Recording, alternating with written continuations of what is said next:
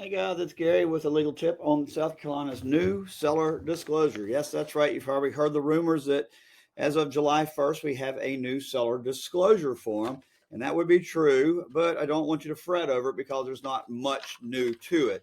So when you look at page 5 of 5 on the current seller disclosure form that you've been using, there's a section down here that says purchaser acknowledges prior to signing this disclosure the following. And basically, this is just a bunch of, lack of a better word, CYA for the seller, that the buyer has had the opportunity to review the disclosure. They've gotten a copy of it. They've had a chance to talk to legal counsel if necessary.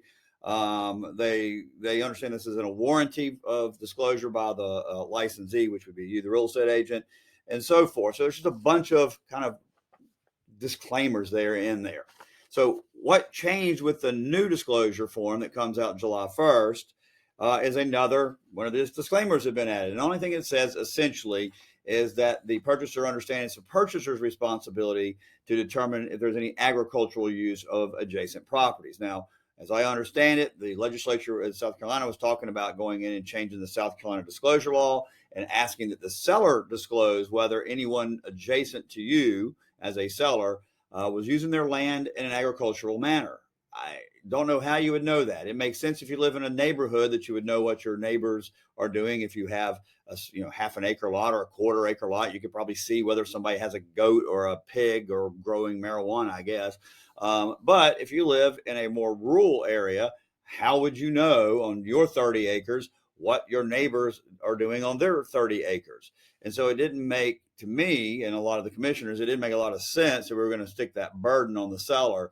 So to eliminate that risk of the legislature going in and changing that, we've added the sentence that says the buyer acknowledges it's the buyer's responsibility to see what adjacent properties are doing in terms of agricultural matters and things of that nature around the property. So that's the only change. It's nothing to fret about. It's quite easy change.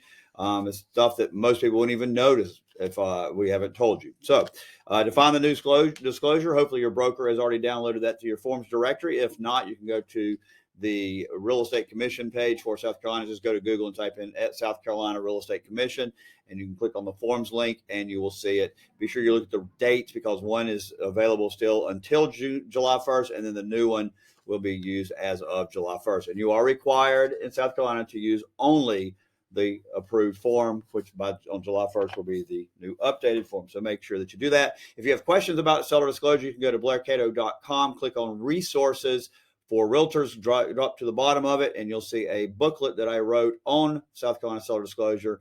It goes over about everything you ever need to know about South Carolina seller disclosure. In fact, I've had some agents that have told me they just give the link to all of their clients when their clients fill out South Carolina disclosure form, and it helps answer questions so they don't have to. So hopefully that'll be a good resource for you. Y'all have a great weekend, and we'll see you again next week.